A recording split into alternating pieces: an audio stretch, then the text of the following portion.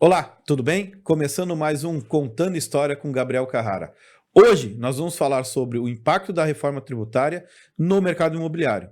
E nada melhor do que trazer uma pessoa que conhece isso, né? Fábio, que é contador e presidente da ACCA. Tudo bem? Tudo bem, tudo bem. Obrigado pelo convite. Capaz, aqui. É um assunto relevante, né? Importante. Vai mudar tudo que a gente entende de tributação, né? Então, os empresários, quanto mais cedo souber do assunto, menos impacto vai ter no futuro, hein? Fábio, o que é a ACCA? Para o pessoal, A CC quem não conhece, conhecer. a CCA, a Associação dos Construtores, né? Dos pequenos construtores, ela surgiu para ajudar esse segmento. Buscar soluções nas esferas do Estado, né, do município, do federal, buscar treinamentos para capacitar os pequenos construtores, né, tentar diminuir a burocracia, ajudar a prefeitura, a gente vai a Brasília, muita Brasília também, para poder buscar soluções. Então, a ideia da CCA justamente é trazer soluções das dores dos pequenos construtores. Sim. É porque, na verdade, os grandes construtores, eles já caminham ali por Fiesc, né, e tudo mais, e às vezes tem a dor do pequeno, que a gente fala, né, que é a dor do dia a dia, né, e que não é a dor do grande, né, que são dores diferentes, São né? dores diferentes. É que nem quando a gente for pensar contabilmente, uma coisa é uma empresa MEI, ela tem uma dor. Outra coisa é o cara com lucro real. A dor do cara é outra. Todo mundo tem dor, Sim. mas cada um tem a sua dor e cada um vai brigar no bom sentido para melhorar a sua vida, né? Sim. E assim, né, a gente sempre fala lá na associação que a maior empresa de construção civil do Brasil é o pequeno, somado, né? Sim. Somado, né? E é legal a gente fazer esses treinamentos, capacitação, e tem vários tipos de treinamento que a gente faz, formação de preço, por exemplo, para poder ajudar, né? Eu sabe que isso é um dos grandes desafios, né? Formar preço, né? Pode parecer a coisa mais simples do mundo, mas para mim, até hoje, é a coisa mais complexa. Complexo. Né? Você conseguir definir o preço, você entender o seu custo, entender como é que você pode pôr isso no mercado, né? Tendo uma melhor rentabilidade sem perder volume de venda, né? Sem perder competição, né? Competição. Bem isso mesmo. O cara que consegue acertar, ele tá bem. Vai. Mas não é fácil, é um desafio. Mas tem que acompanhar, tem que planilhar, tem que levantar os seus custos, né? Não dá para trabalhar no escuro, hein? Não é achismo, né? Não é achismo. Ah, não, eu acho que é esse valor, né? É que nem quando as pessoas pedem pra gente avaliar imóvel, né? Ah, mas o meu vizinho, o meu fulano de tal. Eu falei, bem, tudo isso é achismo. Eu falei, basta passar um rio atrás da sua casa, já mudou todo o seu preço. Sim. Basta você ter uma figueira no meio da sua casa, mudou o preço. Perfeito. Né? Então, o preço ele é relativo com aquilo que você tem de entrega, né? E assim, o mercado vai mudando com o tempo, né? Essa questão de formação de preço, essa questão de tu ser mais profissional no que tu faz, isso vai evoluindo com o passar do tempo, né? Antigamente eu poderia comprar um produto e compro por 10 e indo por 20 e o mercado acaba absorvendo. Mas com a concorrência, eu tenho que ser mais produtivo, eu tenho que melhorar o meu preço, melhorar a minha qualidade, né? Então eu tenho que ter mais conhecimento. Era o famoso secos e molhados, né? Só tinha aquele, então vendia pelo preço que estava ali. O cara não tinha muita escolha para onde ir, né? Sim. Hoje você já tem empresa especializada em vender certo tipo de produto, né? Então, por isso que, na verdade, os secos e molhados, ele sumiu, né? Aqueles secos e molhados que tinha antigamente, né? Porque hoje você tem empresas que diversificam, né? Sim. Agora, os grandes hipermercados, né, que nós temos aí na cidade, né, que as mercearias estão sumindo e estão sentindo as que estão abertas ainda, né, a concorrência deles, né? Sim, sem dúvida. E você tem escritório de contabilidade? Sim, eu sou contador sócio da Master Soluções Contábeis. Perfeito. É um escritório que está há 18 anos no mercado, focado na área de construção civil, né, construtoras, incorporadoras, o que cerca, engenheiros, arquitetos, imobiliários, né? E trabalhamos com grandes construtoras da região e também os médios e os pequenos, né? E atuamos desde Itapuá até Florianópolis, tem um cliente em São Paulo, Rio, Porto Velho. Olha né? só. Então a gente atua praticamente no Brasil inteiro. Respirando o mercado imobiliário. Respirando o mercado imobiliário. trabalhando. A ideia do escritório, quando ela foi desenhada lá no início, foi justamente trabalhar num segmento e ser especializado nesse segmento, né? Porque a lei no Brasil, ela muda muito, né? A forma de tributar, os estados, o município, cada um tem a sua legislação, né? Então, abraçar tudo fica um pouco complicado. Então, a gente resolveu focar no mercado só, ficar especializado nesse mercado. Eu sempre digo que é mais ou menos assim, tu tá com um problema cardíaco, tu tem que ir num advogado, num médico cardiologista, né? Não num clínico geral, né? Então, eu acho que contabilidade é mais ou menos a mesma coisa. Sim, com certeza, né? E que bom isso, né? Porque é que você falou, é muito complexo, né? A gente está aqui agora, vamos trazer à tona a história da reforma tributária, né? A reforma tributária ela não foi só para o mercado imobiliário, ela foi para todos os setores, Sim. né? Mas o que a gente quer entender, o que a gente precisa saber é sobre o mercado imobiliário, né? Que é o que atinge nós da área de corretagem, né? O pessoal que trabalha no mercado imobiliário é o que vai nos atingir, né? A gente, como crescia, a gente foi um dos caras que brigou lá para ter os abatimentos, para a gente conseguir pelo menos equalizar o impacto da reforma tributária não ser tão grande quanto ela vai ser. Né? Sim. Então, foi um trabalho árduo, não foi um trabalho fácil, e continuamos observando, né? Porque eu falo que a reforma no Brasil ela é em movimento, né? Cada hora você vai descobrindo uma coisa nova, um conceito novo, né? A lei está publicada já, né? Então já é uma realidade, né? Não é mais um projeto de lei. Só que existem as interpretações, né, dos textos, né? E tem as regulamentações ainda que estão surgindo, né? Sim. Então, durante aí 2025, até final do ano, vão ter muitas regulamentações de muitos assuntos que ainda estão meio escuros. Sim. Né? Como é que vai ser o passo a passo, como é que vai ser implantado, né? Então, mas é uma realidade, não tem mais como voltar atrás, tem que estudar o assunto realmente, cada empresa tem que estudar, porque vai mudar tudo que a gente entende de tributação, vai deixar de existir. O impacto para o pessoal da construção civil, o que você sente assim da questão de imposto? O que ele aumenta, o que ele melhora, ou não tem melhora, só tem piora? Qual é a sua visão sobre isso? O impacto principal, na minha opinião, é que as empresas vão ter que estar mais organizadas para poder tomar o crédito, que na reforma tributária, o que vai mudar é justamente que na minha compra de material, de insumo e de serviço, eu, como empresa, vou poder tomar o crédito do imposto que está dentro da nota, para compensar no imposto que eu vou pagar. Então, por isso que eu estou dizendo que tem que estar organizado, eu tenho que entender quem são meus fornecedores, para entender os créditos de cada produto, de cada fornecedor, para poder abater no meu... Eu lembro que em São Paulo, eu morei uma época lá, tem a nota fiscal paulista, né? A nota fiscal paulista nada mais é do que incentivando você pôr seu CPF lá para você ganhar crédito, e aí abate do IPTU, tem algumas coisas que você faz abatimento. IPVA também, se eu não me engano. IPVA também, isso. Então ele traz isso daí. Então... O construtor, ele está muito acostumado hoje a pensar em tributação, que a grande maioria está no regime especial de tributação, que é o RET, que paga 4% sobre o VGV, sobre o valor da venda. Né? Então, ele é muito prático para ele, né? Vou vender o apartamento por 500 mil, 4%, né? Vou pagar de tributo. Vou vender por 1 milhão, 4%. Então, está muito prático na cabeça dele. Vai deixar de ser assim, né? A tributação agora vai ser diferente. Para a construção civil, ela vai ter um desconto de 50% da taxa que está sendo discutida, que hoje estamos falando de 26,5%, já falo em 28%, que seria o maior percentual do mundo, em termos de tributação.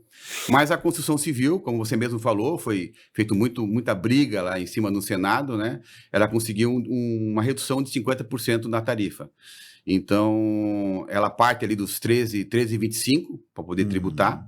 Então, e sobre esse 13,25 eu tenho meus créditos. E aí que entra a questão da minha organização. Quanto mais crédito tiver, menos imposto eu vou pagar.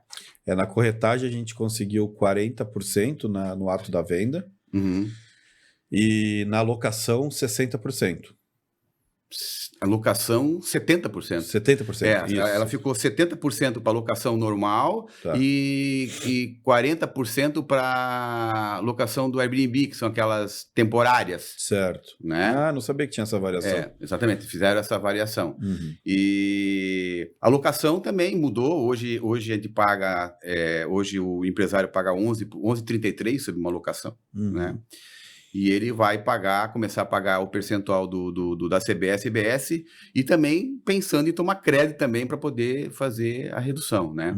Então, nas simulações que a gente fez lá no escritório, voltando para a questão de construtora e incorporadora, o que a gente consegue visualizar é que o pequeno construtor, aquele que trabalha com produto Minha Casa Minha Vida, produto mais popular, ele possivelmente vai ter até um benefício em cima da tributação, né? Porque existe dentro da lei um fator de redução, né? Que a gente chama de fator de redução social, que é R$100 mil, reduz a base de cálculo do valor da venda, de imóveis novos, né? Então, é muito mais significativo para um incorporador que vende um imóvel de 350.400 dos 100 mil, sim, do que para o incorporador que vende alto padrão, né? 2 milhões, 3 milhões, e 100 mil não faz tanta diferença na redução da base de cálculo, né? Então, nessa questão, nós acreditamos que o pequeno construtor que trabalha com Minha Casa Minha Vida, que hoje ele paga 4% de RET, é capaz que, se ele tomar os créditos direitinho, saber como comprar tudo com nota, vai ser até menor. Vai até ser menor do que ele paga hoje. Pode pagar uns 3%, 3,5%, né? Sim. Já o grande construtor de alto padrão, ele vai ser onerado, por mais que ele vai tomar mais crédito, né? Porque ele tem um volume maior de insumo. Nas simulações, a gente está falando em torno de 6,5%. A CEBIC fala que não vai, né? Mas nas simulações... Só o tempo nos dirá, como exatamente, né? Só o tempo nos dirá. Tem que fazer cálculo todo o momento, né? Eu falo que a profissão do futuro, até um ano atrás, eu falava que era programador. Agora eu mudei. Eu tô falando, a profissão do futuro é contador. Né? É que assim, é uma transição, né? É uma mudança, primeiro, né? Totalmente, da forma de pensar em tributação. E toda mudança sempre gera desconforto, né? Sim. Então, ela começa, a reforma tributária, de fato, ela começa em 2027, só que ano que vem a gente vai ter um percentual base para pagar de 1% de CBS-IBS, que é para poder calibrar o sistema da União, da Receita Federal. Então, a gente vai recolher 1%, e vai abater esse 1% do PIS e da COFINS. Então, a gente não vai ser onerado o empresário. Mas o que o governo quer com isso? Ele vai ficar o ano inteiro recolhendo, para achar a base, para justamente chegar no final do ano e dizer assim, vai ser 26,5%, vai ser 27%, vai ser 28%. Então, ele vai ter essa noção da base tributária dele em cima da reforma tributária. Então, ano que vem é um teste, o ano inteiro, né? É um exercício para os contadores. Os exercícios, E aí, em 2027, de fato, o PIS e a COFINS deixa de existir. Deixa de existir. E uma coisa, um fato bacana é o seguinte, o regime especial de tributação, para quem quer se manter nele por mais um período, dentro da lei fala que quem incorporar, afetar e fazer o regime especial de tributação e for deferido na Receita Federal até 31 de dezembro de 28, continua valendo em 29, em 30, enquanto o empreendimento está rodando. Então, quem tem estoque de terreno, né, tem que sair. Faz o projeto, entra com a alvará de construção, para justamente entrar com esse pedido na Receita Federal e tributar o 4% ainda depois de 28, né, a partir de 29. Então, os grandes incorporadores que vão sentir um pouco mais essa questão tributária, se quiserem ficar um pouco mais no 4%, até poder entender um pouco melhor a reforma tributária, né? Esse é o recado que eu dou. Dá tempo ainda de fazer o regime especial de tributação. Sim, não, vale a pena. E tem muito consultor que tem estoque grande aí, vale a pena ele já ir fazendo exercício. Sim. Né? Até porque depois, se precisar mudar projeto, ele muda projeto, né? O importante é poder entrar com deferimento na Receita Federal. Sim, com certeza. Então, como eu falei, hoje a base de cálculo é o valor da venda, é o VGV. Né? E com a reforma não vai ser mais. Então, tem a questão dos R$100 mil que reduz a minha base de cálculo. Tem o valor do terreno, que reduz minha base de cálculo também. Né? Então, a minha base de cálculo é o valor da venda, menos o terreno e menos o fator social. Aí eu vou achar a minha base de cálculo para poder tributar. E aí eu tributo na minha base de cálculo o valor do percentual. Por exemplo, o cara que faz geminado, para ele é um baita negócio. Sim. Porque o abatimento vai ser muito grande. Muito grande. Porque assim, daí você vai pegar, o cara faz um geminado ali, 3 geminados, vamos dar, que é a média, né? Sim. Média, o pessoal faz 3 geminados. Sim. ele vai pegar o valor do terreno e vai dividir por 3. Sim. Porra, o valor do abatimento vai ser impactante nele. Vai. Ah, E aí tem o terreno e tem mais de 100 mil reais. e mais 100 mil reais. Uhum. Nessa brincadeira aí, vamos dizer assim, que a Minha Casa Minha Vida hoje, 230 mil, né? 230 mil. Ele pode chegar a abatimento de 150 mil. Sim. Né? Sim. E aí tem situações. E se ele tomar crédito ainda depois do saldo, é capaz de ter situações que ele até empatar, nem pagar imposto. Né? Depende do valor da venda dele, né? Sim. Mas, em tese, a gente acredita que ele vai pagar aí um pouco menos do que ele paga hoje de 4%, o pequeno consultor. Lógico, ele tem que ser organizado, ele tem que comprar com nota fiscal, né? A questão da contratação da mão de obra. Por isso que a gente fala que agora o recado que a gente dá é que o incorporador, o construtor, ele tem que fazer a lição de casa, se organizar. Né? De quem ele compra, né? Se ele compra de pessoas do Simples Nacional, do lucro presumido, se ele contrata MEI, né? Quem ele contrata para poder entender isso, deixar isso registrado, separado, para poder, na hora de comprar, saber de quem comprar com um preço melhor. Vai ser de novo, né? Tem que sentar, fazer cálculo para conseguir. Essa semana começou a circular uma notícia, não sei se você já sabe sobre isso, sobre a tabela de preço de imóvel. Não sei se você está sabendo alguma coisa sobre isso. Na questão da prefeitura aqui, de TBI, não? Não, de governo federal, que a partir de 2026 vai ter uma tabela geral de preço que vai ser base para os cálculos de venda, na hora da venda. Na verdade, pelo que eu li, ela vai ser base para eventual fiscalização, né? Certo. Porque você vai fazer a venda...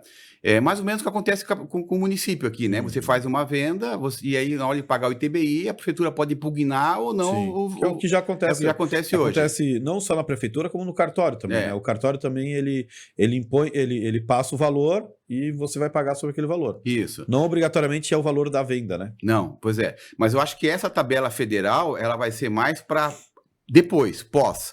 Né? Se tiver uma negociação que o governo achar, a Receita Federal achar que ela é uma negociação ilícita, que o imóvel custa 5 milhões e estão transferindo ele por 500 mil, por exemplo, aí bate na tabela e aí vai ser fiscalizada aquela venda. Né? Até porque hoje um dos grandes locais de lavagem de dinheiro é o ramo de construção civil. É o ramo de construção civil, né? Então, provavelmente o governo está fazendo tudo isso até para apertar o cerco, né? Perfeito. Outra detalhe que vai acontecer na reforma tributária, vai ser feito um cadastro nacional de imóvel. Né? Então, o governo, a Receita Federal, vai ter esse cadastro de todos os imóveis, matrículas, inscrições imobiliárias do Brasil inteiro. E para que eles querem isso?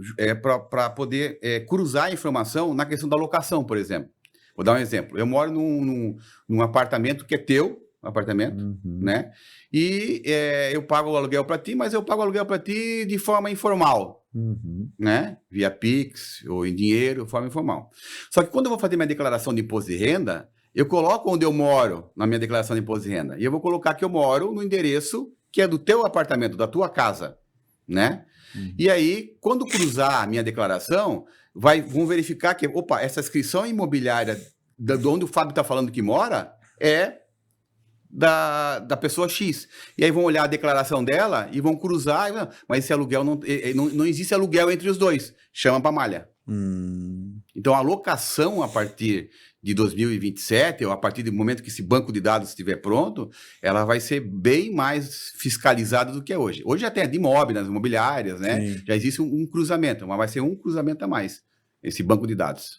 Eu acho que muito o que aconteceu com esse fator do short stay, né, que é o Airbnb, eu acho que o governo levantou um alerta muito forte, né?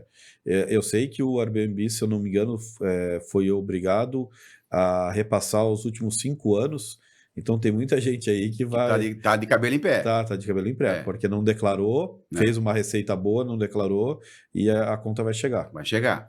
Outra malha que mais cedo ou mais tarde vai vir é o Pix, né? O Estado de Santa Catarina já começou faz 2 ou 3 meses a fiscalizar o Pix para o comércio, para quem tem inscrição imobiliária. Sim. Né?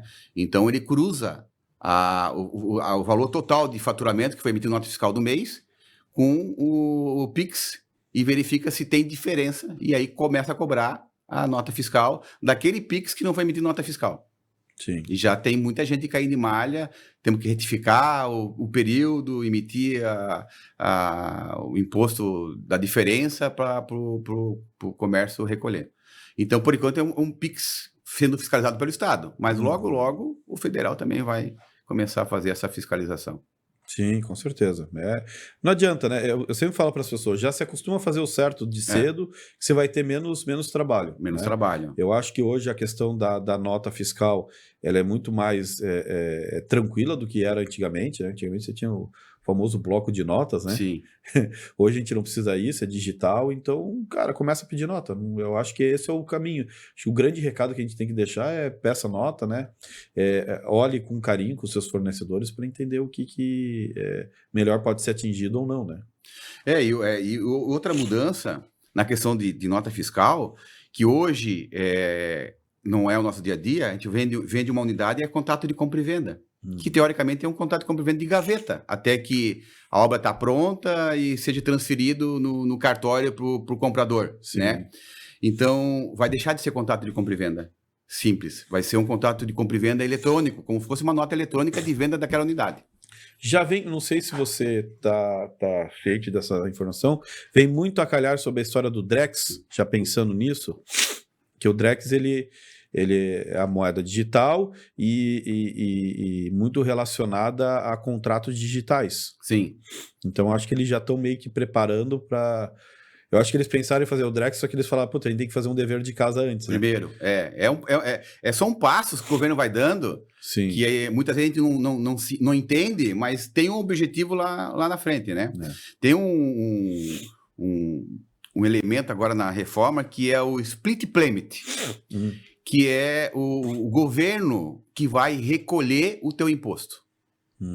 Então, por quê? Quando eu compro a mercadoria, eu compro o insumo, compro o serviço, a nota fiscal vai vir destacado, separado do serviço, o valor do imposto. Que hoje não acontece, hoje está embutido, vai estar separado. Então, por exemplo, eu como contador, vou emitir uma nota fiscal para ti, o meu serviço é R$1.000 e o meu imposto vai ser 150.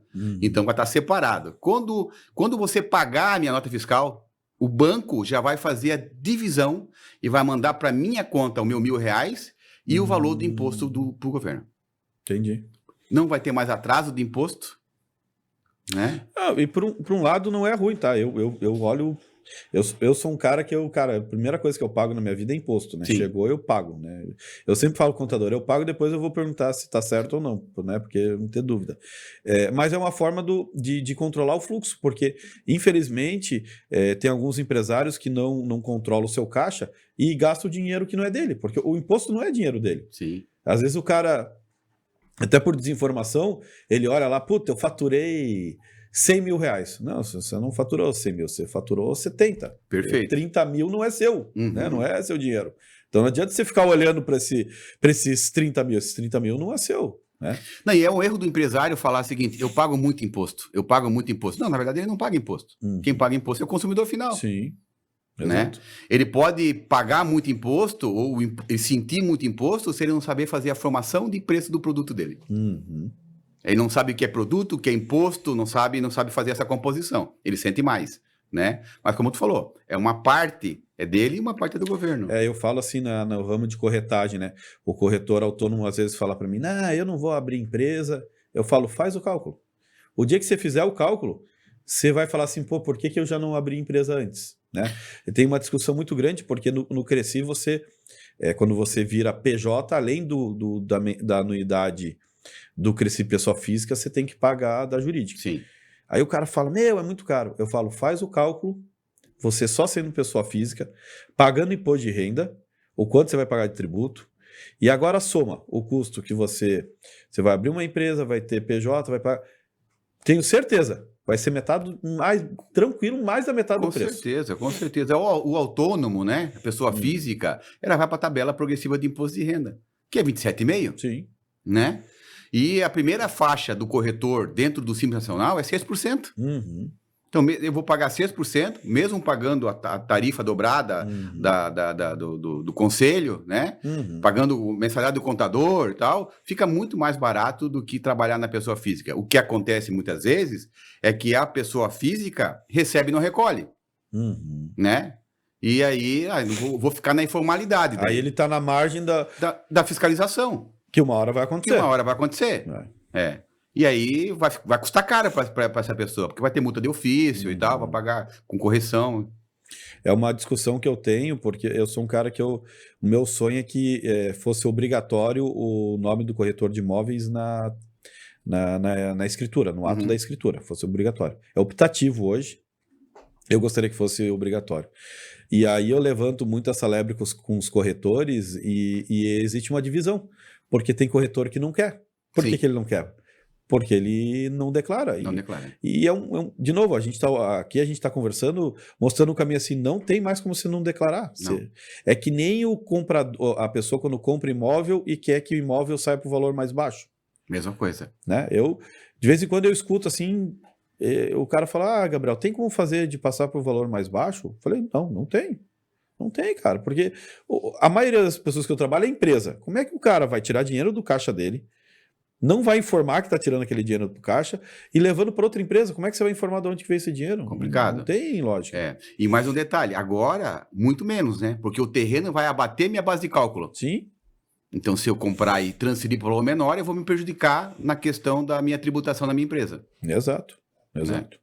Mas eu acho, é por isso que é todo esse desenho do governo, né? Às vezes a gente olha e fica assustado, óbvio que a gente sempre fica assustado, né? Mas aí você vai olhar que não, na verdade o governo estava olhando o que estava sendo escapado, né? Sim. Eu lembro que quando foi criado o MEI, houve muita crítica, né? O governo... Cara, para mim o MEI foi uma das melhores coisas, porque a gente tirou um monte de gente da informalidade e trouxe para a formalidade. Eu tô buscando esse número, eu queria saber esse número. Quantas MEIs se mudaram, saíram de MEI, foram para Simples e tudo mais? Eu acredito que esse número ele é substancial. Com certeza. Porque eu assim, acompanhando e conversando com pessoas, eu conheço muito amigo meu que começou com o MEI e hoje é Simples Nacional. Sim. Né? Teve essa evolução. Então eu acho que muito empresário, quando começar a transitar, de pegar nota, começar, cara, vai mudar a vida dele. Vai mudar sim.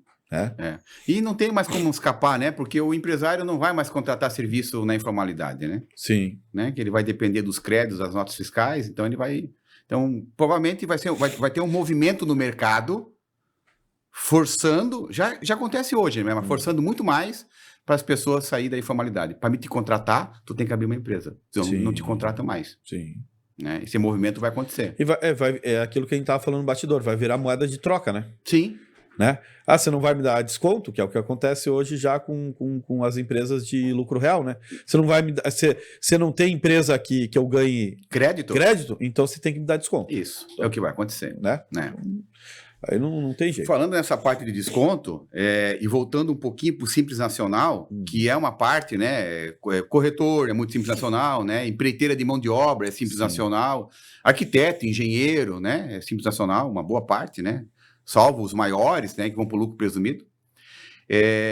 O Simples Nacional, nessa reforma, ele vai ter a possibilidade de eu pagar a CBS e a IBS por fora da guia do Simples. Né? Dessa forma, eu vou destacar na nota fiscal e o contratante vai poder se creditar como se eu fosse uma empresa normal, do lucro presumido. Então, eu tenho essa possibilidade. Ou eu pago dentro da guia, normalmente, né? E aí o teu contratante ele vai se creditar somente no percentual que está dentro da tua guia do Simples Nacional, que é menor do que o crédito por fora. Então, essa análise, cada empresário do Simples Nacional, que o seu cliente é uma PJ, vai ter que fazer. Em setembro de 2026. Porque vai começar a valer em janeiro de 27. Então, em setembro, ele vai ter que escolher se ele vai recolher por dentro ou vai recolher por fora. Então, vai ter que fazer essa análise, entender quem é o cliente, se o teu cliente vai exigir crédito inteiro ou não. E vai depender do seu perfil, né? Aquilo que a gente estava conversando. Exemplo, contador, corretor de imóveis. Tem que ver se vale a pena. Perfeito. É porque esses tipos de serviço não tem crédito, não tem muito crédito, né? Tem pouca compra, né? Vou dar exemplo lá do escritório de contabilidade.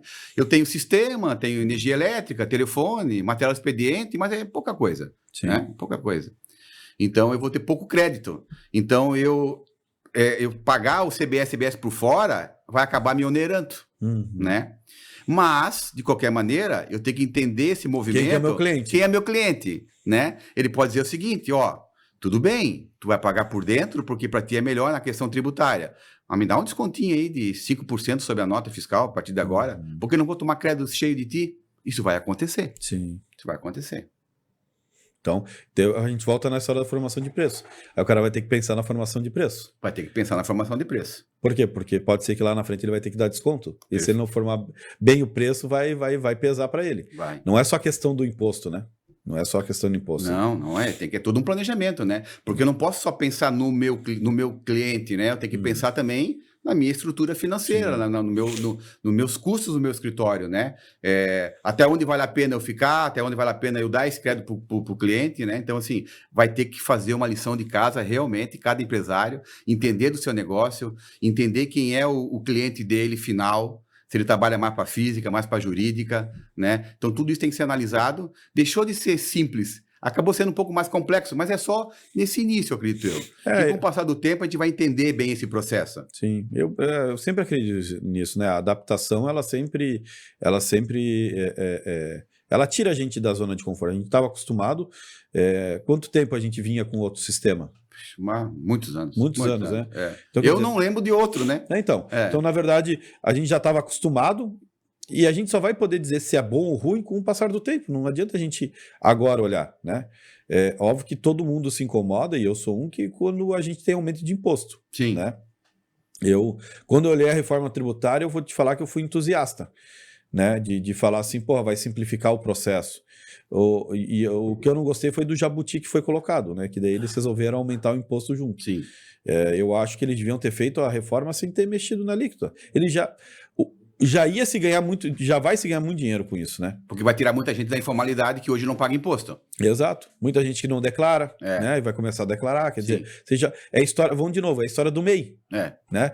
Do MEI, você trouxe muita gente que não formalizava, começou a formalizar. Pô, você já teve uma arrecadação maior por conta disso, né? Sim. E me dá medo esses descontos que foram feitos, né? 40%, 70%. Puta, porque isso aí você fica oscilando, né? Amanhã ou depois alguém pode ir lá querer fazer uma lei, alterar aquilo e... Sim, né? E os setores que fizeram a dever de casa, né? Fizeram o seu lobby dentro do Senado do Congresso, né? Conseguiram ter umas vantagens. Assim, a Constituição Mas Civil... acabou onerando a taxa principal, né? Que, se eu tivesse menos percentual de desconto, não seria 26,5% ou 28%, como estão falando agora. Poderia ter sido 25%. Sim. Né? Um outro ponto importante para a gente colocar é a pessoa física. A pessoa física, ela vai ter uma pegadinha aí na reforma tributária que tem que prestar atenção. Se eu tiver aluguel na pessoa física, tem muita gente com aluguel na pessoa física hoje. Ele paga lá o Carnê-Leão, todo mês e tal, e está na pessoa física. Só que a reforma tributária vai ser o seguinte, se a pessoa física tiver mais de 3 unidades, né, e um aluguel superior a 240 mil no ano, ele vai ser equiparado e vai ter que pagar CBS e IBS, fora o que ele já paga de imposto de renda na tabela progressiva de imposto de renda. Então, ele vai pagar o 27,5% e vai ter que recolher CBS e IBS também, porque ele tem mais de 3 unidades. É como se fosse uma equiparação a uma pessoa jurídica, mas sem deixar de recolher a tabela de imposto de renda.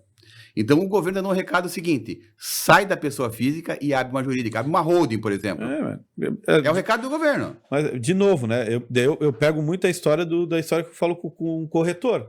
Cara, o cara que já tem aluguel, que seja já vale a pena ter uma empresa, cara. Pô, vai na distribuição de lucro, você não vai... O imposto vai ser zerado, quer dizer, você tem todas as vantagens. Hoje já tem. Mais para frente, mais ainda. Mais ainda. Então, eu não entendo, as pessoas... Eu acho que falta, às vezes, conhecimento, né? Eu entendo isso, né? Falta. Às vezes, quando eu não sou contador, né? Tenho algum entendimento e eu converso com meus clientes e oriento, né? Falo, cara, procura um contador, vê para você, de repente, abrir uma empresa, abrir uma holding, né? Colocar os seus imóveis lá, que você vai ter assim. E daí o cara... Nossa, quer dizer que eu não preciso pagar tudo isso de imposto? Falo, sim. Muitas vezes lá no escritório aparece um cliente, a gente começa a conversar, ele é pessoa física, e aí a gente faz o cálculo e prova para ele, por A mais B, que ele está pagando mais imposto na física do que na jurídica. Sim. Porque existe uma questão da jurídica, um tabu, que assim, eu vou ter mensalidade de contador, eu vou ter o imposto todo mês e tal, então eu vou ter um custo fixo mensal aí que eu não tenho hoje. Mas é só ilusão. Uhum. É só ilusão. Na hora de fazer a conta, ele vai verificar que a PJ para ele é o melhor caminho. Sem dizer que fica mais protegido, né? Trabalhar dentro de uma PJ. Sim, com certeza, sem dúvida nenhuma. Mas de novo, nós vamos ter que ir estudando isso daí, conhecendo, entendendo. Você está dando alguns caminhos aqui bem provocativos, né? Sim. Para as pessoas procurarem ajuda, né? Eu acho que o grande caminho agora é esse, né? Sim, eu acho que o grande caminho é procurar ajuda, se organizar, né? Para verificar esses elementos que a gente está conversando agora, quem são os meus clientes, se é pessoa física, se é pessoa jurídica, de quem eu compro, né? Que tipo de produto eu compro. Tem que analisar todo esse cenário, né? Para ficar organizado para não tomar surpresa lá na frente na hora de fazer a tributação, né? Sim, sem dúvida. Então tá bom, Fábio. Essa conversa aqui a gente ia... como é que é? Quanto mais a gente aprofunda, mais assunto vai nascendo, né? Vai longe, vai longe. Ele é provocativo. Deixa aí o seu, como é que é? O seu palpite final aí para a turma, porque nós vamos voltar a conversar. Eu te peço isso daí porque mais para frente eu acho que a gente vai conversar, que provavelmente vai aparecer novos elementos e você é um cara muito esclarecedor, né? Passou aqui muita tranquilidade naquilo que você fala. E a gente precisa transmitir isso para o público, né?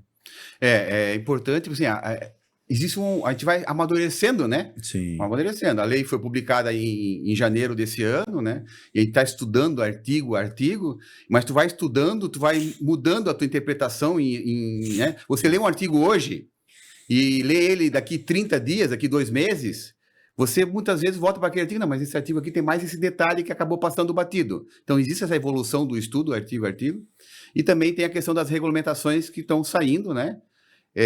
Então, é importante a gente ir conversando e evoluindo nesse assunto, porque vai melhorando o nosso conhecimento a cada período que passa, né?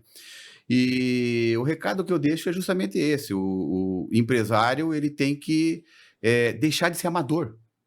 Procura um profissional, se ele não tem o conhecimento técnico, ele não é obrigado a ter, procura um profissional que ajude ele a fazer essa análise, né? Eu sempre falo o seguinte, você não é obrigado a saber calcular o teu imposto, mas saber o imposto que tu paga, tu é obrigado a saber como empresário. Como calcula? Não, deixa pro contador, né? Então procure um profissional e comece a analisar todos esses elementos, né? Que empresa que eu tenho? Eu tenho uma empresa do Simples Nacional, eu vou pagar IBS por dentro? Vou pagar por fora? Né? Eu tomo crédito de quem? Eu vou tomar crédito? Há um ponto que tem que ser analisado. Se eu tenho mão de obra própria dentro de uma incorporadora, eu não tomo crédito da mão de obra própria. Se eu contratar uma empreiteira que me fornece nota fiscal, é preferível. Eu vou tomar crédito. Eu tenho que analisar quanto custa essa mão de obra própria dentro da minha empresa. Quanto que eu estou pagando de imposto aqui? Quanto eu estou pagando aqui? Se eu contratar um empreiteiro, quanto eu vou pagar lá o metro quadrado do empreiteiro? Vou tomar crédito do empreiteiro. Análise agora, são diversas análises que tem que fazer, né? Para tomar a decisão, para que caminho correr, né? Então não dá para ficar esperando chegar janeiro de 27, que são decisões que têm que ser tomadas antes desse período. Então, buscar um profissional, ler um pouco sobre o assunto, é muito importante. Não, sem dúvida. Obrigado, viu, Fábio? De novo, vou deixar provocativo para a gente voltar a esse bate-papo. É um assunto que ele é impactante no mercado, né? Seja da construção, seja nós da corretagem de imóveis, né? Ele vai estar latente aí para os próximos, eu acho que até 2030, eu acho que ele vai estar muito quente. Cada ano a gente vai ter uma novidade, algo novo para a gente poder debater e entender qual que são os melhores caminhos, né? A reforma começa em 26, com uma alíquota teste, né? Então fica 26 inteiro uma alíquota teste para o governo achar a base de cálculo.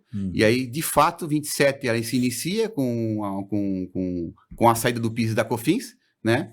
Só que vai de 27 a 2033. Aí depois entra a questão do ICMS, do ISS, né? O ICMS e ISS eles vão, ano após ano, diminuindo o valor deles e aumentando a CBS e CBS, deixando de calcular, né? Então, todo ano, o ICMS e o ISS diminuem 10% e aumenta na questão da CBS e CBS. Porque é mais difícil os estados e municípios, cada um tem uma legislação própria, né? Então... Você sabe que sobre questão de município e estado, né? Eu estava lendo o impacto dos impostos nos municípios e estados, eu fiquei de cabelo em pé. Eu acho que quem mais vai ser impactado o empresário, eu acho, cara, o município, se ele não souber fazer o dever de casa hoje, ele vai sofrer lá no futuro. Vai sofrer. O dinheiro vai tudo para Brasília. Vai tudo para Brasília. E ele tem que saber fazer média agora. Tanto é que tem municípios que já estão aumentando o imposto para ele ter uma média maior. E tem que fazer isso. Sim. Ele vai ter que fazer isso. Se ele não fizer isso, a média dele vai ficar abaixo e ele sempre vai estar trabalhando um ano para trás. Então ele tem que fazer uma média boa. Sim. Para que daí, quando começar a valer mesmo, ele tá com uma média boa, aquilo lá vai e ele consiga progredir. Então, tem alguns municípios que não se perceberam isso e a conta vai chegar. Eu espero que essa divisão não seja política, né? Seja técnica, né? Porque como o dinheiro vai tudo para Brasília e tem que voltar, essa volta tem que ser técnica, né? Não política, né? Olha, eu acho difícil, viu, Fábio? O dinheiro sempre, quando vai para algum lugar para voltar, ele sempre tem um custo, né? Tem um custo. É o custo da volta, né? Mas pensamos num Brasil melhor aí, né? Com certeza. Então tá bom. Muito obrigado, viu, Fábio? Eu que agradeço, fico à disposição para outras conversas. Então tá bom. Obrigado para você que nos acompanhou até agora aqui. Agradeço se você compartilhar, se você curtir aí o nosso vídeo. E espero você no nosso próximo episódio. Tchau, tchau.